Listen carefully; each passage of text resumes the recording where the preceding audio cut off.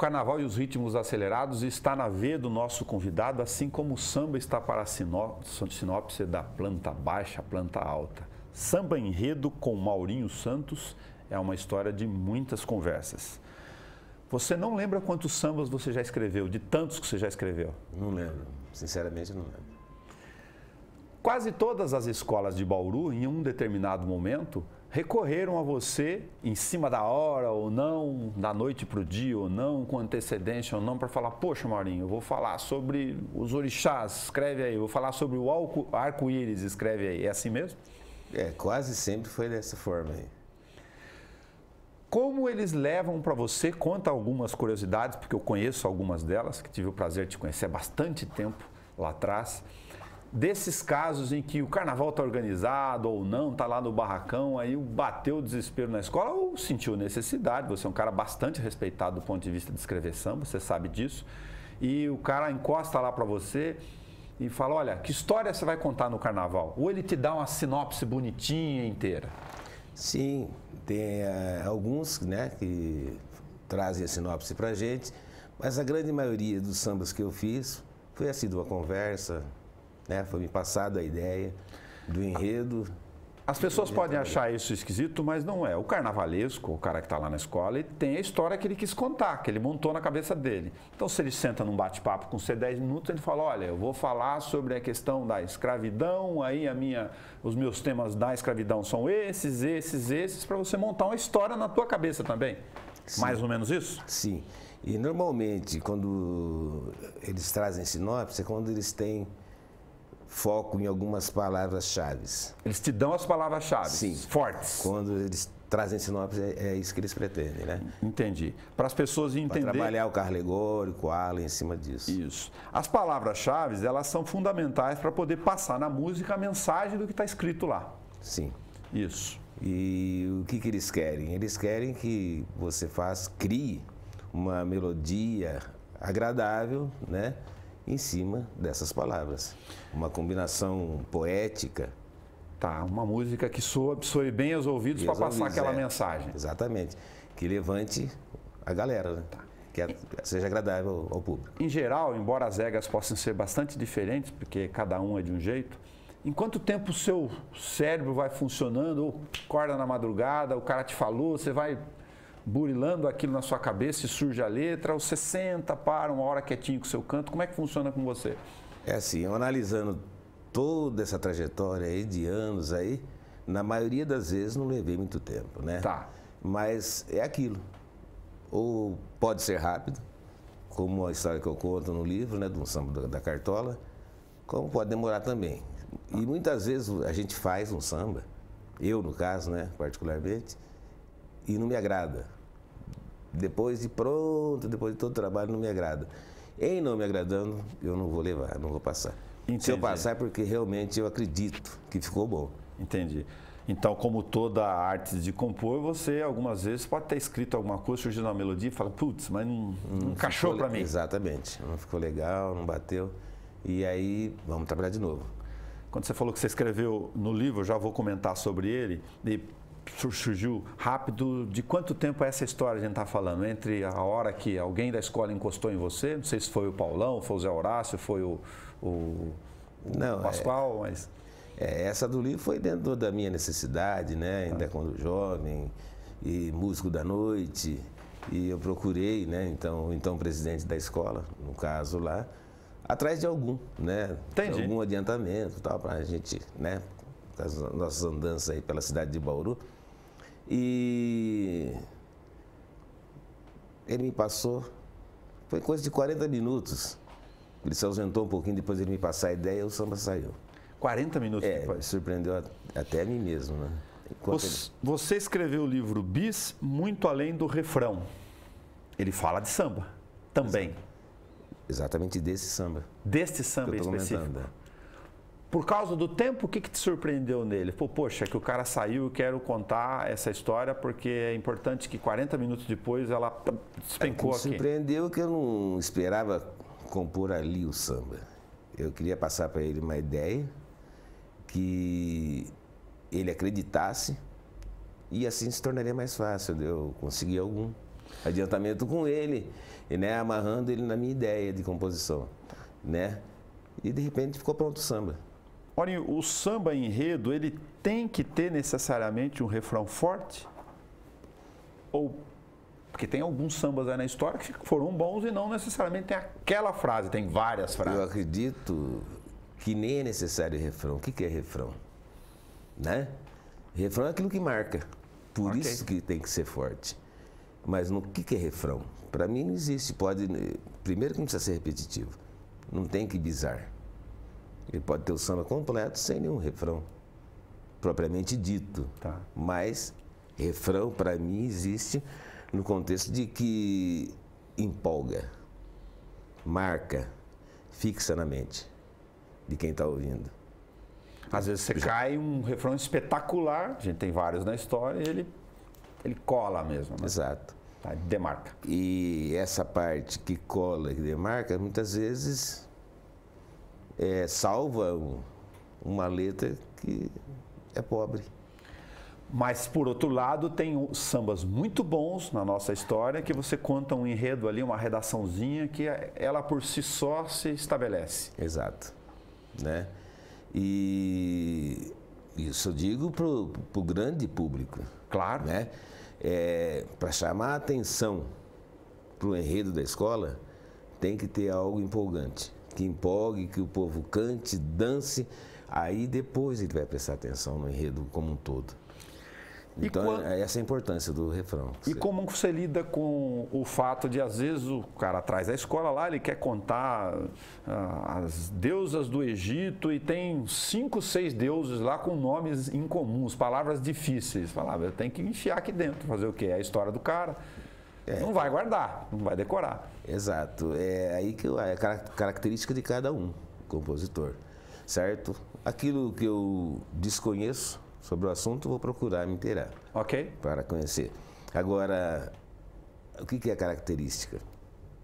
Cabe combinar sonoramente a poesia, o refrão ou a frase, terminações idênticas, iguais, pelo menos sonoramente? Às vezes não. Não precisa ser rima necessariamente. É aí que está a diferença de um compositor para outro. Entendeu? Necessariamente não precisa rimar. Né? De repente você pode fazer uma coisa empolgante e sem rima. E de repente calha de vir à mente uma rima espetacular. E aí é um achado e assim por diante. Você ter essa capacidade de se virar, de criar alguma coisa, principalmente se for diferente. Acho que é aí que mora o X da questão, né? O diferencial. Criar algo diferente e surpreender. No livro Bis, Muito Além do Refrão, você quis contar algumas coisas suas, pessoais também, do que você pensa sobre o mundo em alguns assuntos. Então, aí tudo começa como? Começa num colega que me fala assim, pô, Maurinho, um bate-papo, estamos conversando, encontro na rua. Cara, estamos aí falando sobre idade, né, cabelos brancos e tudo mais. Pô, Maurinho, você não escreve um livro, rapaz, tanta história e tal. Eu, particularmente, para mim, todo mundo tem história. Todo mundo. Né? Uns de uma forma, outros de outra, mas todo mundo tem história. É só parar e pensar. E eu nunca tinha pensado nisso, né, de escrever um livro. Mas aí eu falei, pô, se eu for escrever, eu vou escrever sobre o quê? E tinha uma coisa que me incomodava há muito tempo, uma coisa que eu achava que particularmente só eu sabia, né? E todo mundo me tem como um cara alegre, desinibido, desenvolto, sem problemas e tal. Ou que não está muito aí, que sabe levar a vida, né, tal. E todo mundo tem seus problemas, né? Tem aquelas coisas. Eu falo, isso estava guardado dentro de mim. Eu falei, pô, podia escrever sobre isso, mas como? É uma coisa meia, no meu modo de ver, meia pesada, meia forte. Tem que saber como contar, né, para não cair no ridículo. Claro. Eu falei, puxa vida. Cheguei em casa e comecei a escrever. E para minha surpresa, como nos sambas, foi saindo. Foi indo. E rapidinho eu escrevi o livro. Foi embora. Né? Foi embora, rapidinho eu escrevi. Não é um livro extenso também, né? Sim. Em torno de 80 e poucas páginas aí. Você lê rapidamente. Mas você levou o quê? Uma semana para... Duas. 2 semanas? 2 semanas. Tá. Depois que você escreveu, você é chato com você mesmo em relação ao livro, como você é com os sambas, ou não? Voltou lá falando, isso aqui deixa eu dar uma ajeitada. Sim, voltei, né? Fui rever tudo que eu tinha escrito. Se eu não tinha, por exemplo, a gente não conhece como que funciona a censura. Claro. Que existe, né? Uma censura em cima de alguma coisa. Juridicamente falando, né? Alguma ação que poderia vir em cima. Sobre lançamento de livro, eu não desconheço, né? É um mundo desconhecido para mim. Então fui ver com muito cuidado tudo que eu tinha escrito. Achei que estava legal, levei para quem entende do assunto, falou, não, amor, tá legal. Pode. Mandou bala. Vamos mandar bala aí que tá certinho. É bom de livro que você não só conta histórias, né? Você demarca e registra ela. Aí fica para sempre. Agora não é nem a prateleira mais, fica lá no ponto história. Você fala sobre carnaval no livro também. Sim. Né? Falo sobre carnaval, né? A minha visão sobre carnaval. Eu entendo que por conta de crenças e tudo mais, tem opiniões contrárias, né? E eu tenho amigos que, através de uma crença, abandonaram o carnaval. Eu respeito todos, mas coloquei ali meu ponto de vista, né? Você acha que as pessoas, em parte, cada um defende o que quer, tem a religião que quiser, tudo bem, mas não conseguem enxergar ainda no evento chamado Carnaval, desfiles, escolas de samba, folclore, cultura e questão popular? Você respondeu o que eu ia dizer agora. Eles não conseguem enxergar esse lado, né? Cultural, folclore. Fala o carnaval, não entra cultura, eles separam, conseguem separar, né? Eles enxergam como uma coisa que, de certa forma, enxerga como farra, por exemplo. Enxerga como farra, por exemplo. Como farra, né? E eu acho que eu coloco um carnaval que é um exemplo de organização social. Sim. Carnaval é um exemplo de organização social. Você não consegue colocar uma escola na rua com samba bem organizado, pode ter o Maurinho Santos fazendo a letra, o cara da Sinopse ter feito pesquisas históricas muito boas sobre aquele tema, se o cara lá da bordadeira, o cara que ajeitou o carro alegórico, que fez a solda, o cara que fez o ensaio da ala, o cara da bateria para fazer o instrumento tocar direitinho, se toda essa engenharia comunitária não funcionar. Exatamente. É toda uma engrenagem, né? E a própria questão da paixão pelo carnaval já é algo a se pensar, falar, puxa vida, por que tantas pessoas gostam? Né? Vamos dizer pelo lado psicológico, emocional, né? Então, pro lado da saúde, faz um bem enorme, né? Pessoas com problemas que por um determinado período, né, esquecem desses problemas, né, e se jogam pro carnaval. Teve um samba meu que eu escrevi, se não me engano, para a Imperatriz da Bela Vista, que falava da ilusão. O carnaval é isso, né? Sim. Mas você pode tratar a realidade dentro de uma ilusão, você entendeu? Então, eu acho muito bacana, até com uma questão de saúde, eu acho importantíssimo. Você fez vários sambas de protesto, que a gente chama, daquele que faz a crítica social também, na letra. Principalmente os que me eram trazidos pela Império da Vila, né, Nova Esperança, que já existia com essa intenção, né? Com essa linha de pensamento já. Isso. De fazer do samba e do carnaval uma oportunidade de passar mensagem, exatamente, de apontar o que não está certo, isso, a população. Fazer alertas. Você particularmente gosta desse tipo de samba ou para você a linha não interfere tanto? Eu gosto, eu sou atento a isso, né? Tem muita coisa que eu vejo na questão social que eu diria que eu sou até um revolucionário. Né? Se fossem outros tempos de armas em punhos, eu iria para as trincheiras. Tanta coisa que eu vejo de errada por aí. Você acompanha o desfile ou sambas de São Paulo, Rio? Ultimamente não tenho acompanhado. Não tem acompanhado?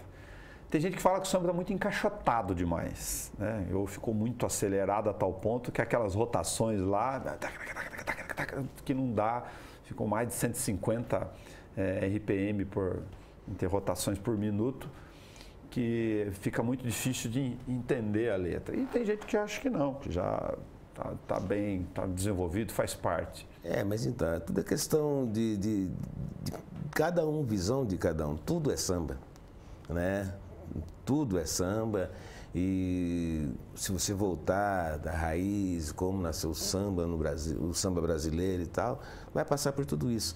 Em alguns setores é desenvolvido de uma maneira, em outros de outra forma.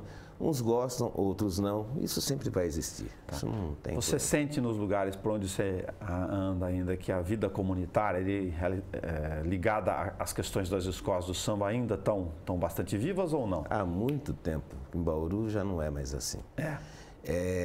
Conto no livro, inclusive, o quê? Bauru respirava samba, né? Sim. As sementinhas estavam em todo lugar. Por exemplo, tinha um ensaio de escola de samba, estava cheio de criança, aprendendo, né, a tocar, apaixonada. Então, o pessoal se encontrava no centro da cidade, falava-se samba o ano todo, cada um com a sua escola. Então, era aquela rivalidade sadia que existia, entendeu? Então, só tende a evoluir quando se discute, né, quando se compara, quando se compete.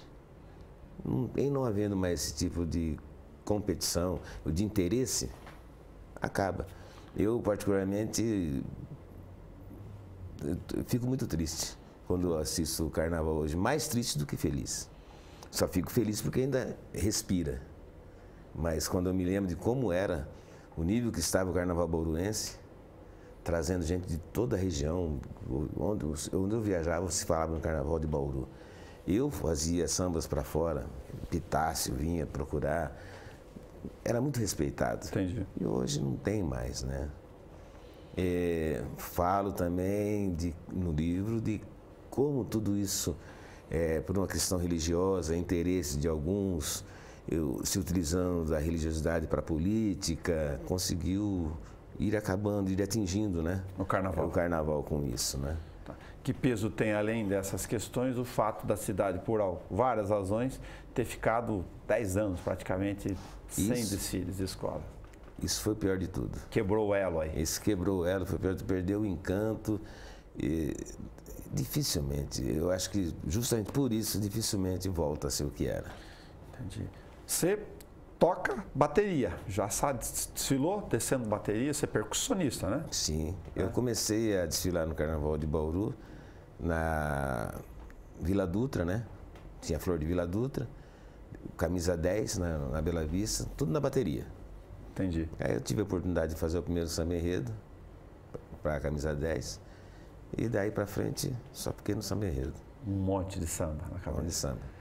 Você chegou a escrever o livro, você não deu espacinho lá para ir botando as letras, pelo menos que você tinha algumas? Coloquei algumas, as que são mais emocionais para você? Mais pertinente ao livro em si, eu coloquei algumas letras que se encaixam dentro da história, né? Que está no livro.